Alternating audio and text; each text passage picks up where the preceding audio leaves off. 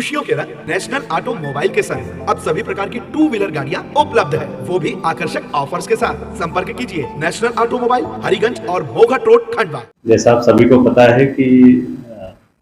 2 मार्च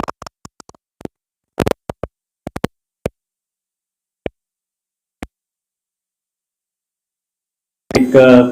65 वर्षीय वृद्ध महिला का उनके घर के हाल में मृत अवस्था में शव खाट पे मिला था। ये सूचना उनकी बहू द्वारा आसपास के लोगों को दी गई थी और रामनगर चौकी के माध्यम से ये सूचना वरिष्ठ अधिकारियों तक भी पहुंची। इस सूचना पे तत्काल एडिशनल एसपी शहर श्री महेंद्र तारणेकर, नगर पुलिस अधीक्षक अभिनव, पीआई कोतवाली, एफएसएल की टीम और अन्य सभी कर्मचारी अधिकारी मौके पे पहुंचे थे। वहां जाकर जब देखा तो एक 65 वर्षीय वृद्ध महिला वहां पे, जिनका नाम कमलाबाई है, कमरे में पड़ी थी और उनके गले पे खरोंच के निशान थे और साथ ही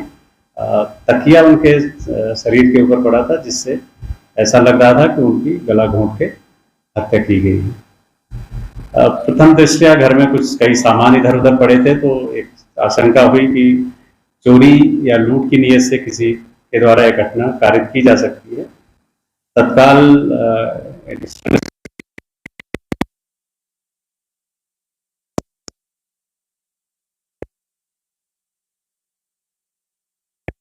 जानकारी सामने आई कि जिस घर में ये हत्या हुई थी वहां पर एक किराएदार रहते हैं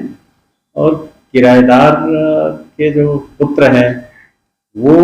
घटना के समय वहां पर उनकी उपस्थिति थी और जब पुलिस पहुंची थी उस समय भी वहां आसपास देखे गए थे, लेकिन अचानक वो वहां के परिदृश्य से गायब हो गए। इस पर से जब जांच पड़ताल की गई मौके पे, तो घर में जब प्रथम दृष्टया बताया गया था कि 45,000 रुपए रखे थे जो वहां पर नहीं है, लेकिन जब तलाश की गई तो उसी घर में पैसे मिल गए। तो ये निश्चित हुआ कि इसमें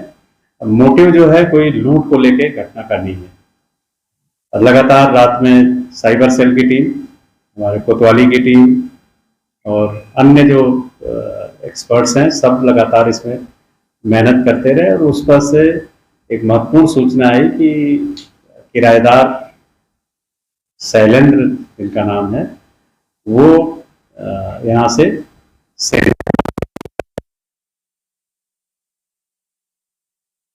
यहाँ पूर्व में खंडवा में पदस्थ रहे थाना प्रभारी बलजीत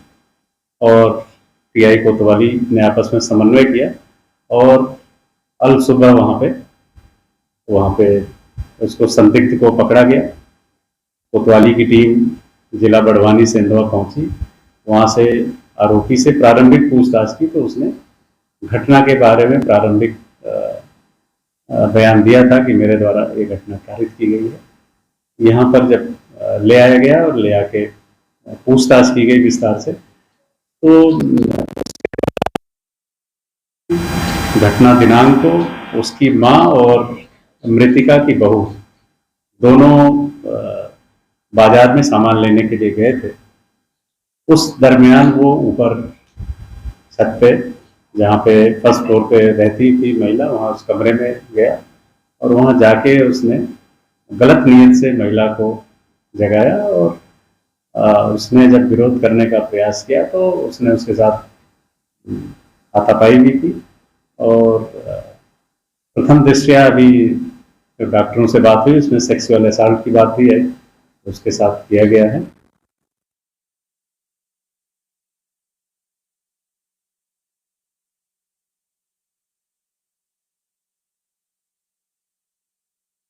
तो उसने घटना के बाद आके अपने नीचे कमरे में काट दिया था, क्योंकि उसमें एविडेंस थे कि उस महिला के साथ जब गला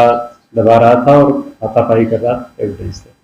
तो पुलिस की टीम फिर मौके पे उसको लेके गई है। वहाँ जो डस्टबिन है उसमें वो कुछ एविडेंस भी हमें महत्वपूर्ण मिले हैं, जिससे इस बात की भी पुष्टि हुई कि घटना पे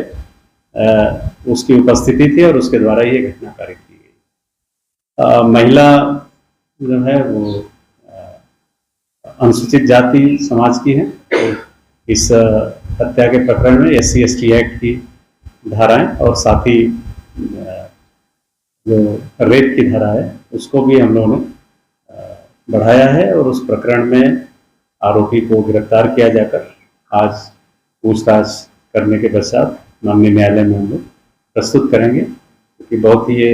सनसनीखेज प्रकरण था। इस प्रकरण को हम लोगों ने चिन्हित अपराध में भी रखा है, जिससे इसकी विवेचना नगर पुलिस अधीक्षक खंडवा को मैंने दी है और गंभीरता से सभी पहलुओं को शामिल करते हुए इस प्रकरण की विवेचना करेंगे। इस पूरे घटनाक्रम में जो हमारे कोतवाली की टीम है, साइबर की टीम है, फिंगरप्रिंट एक्सपर्ट्स हैं, इन पूरी टीम को मैं 10,000 रुपये से पुरस्कृत भी कर रहा हूँ। इतने महत्वपूर्ण अपराध को बहुत ही तत्परता से पूरी टीम ने ट्रेस किया और एक चैलेंज होता है हमेशा अज्ञात अगर कोई हत्या का प्रकरण होता है उसको ट्रेस करना, तो उसमें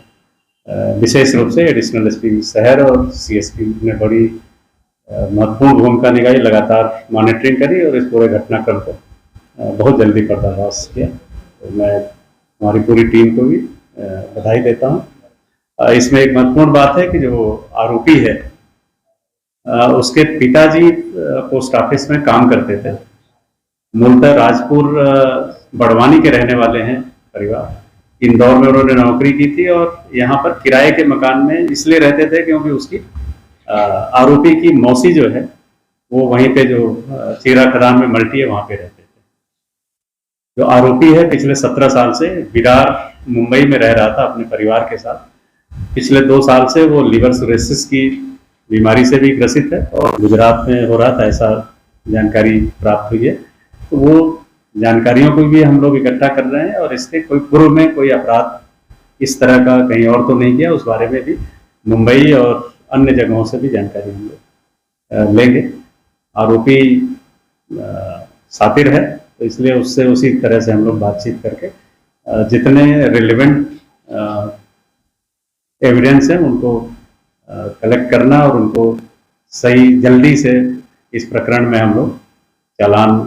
पेश करेंगे, जिससे शीघ्र न्यायालय से उनको सजा भी दिला सकते हैं।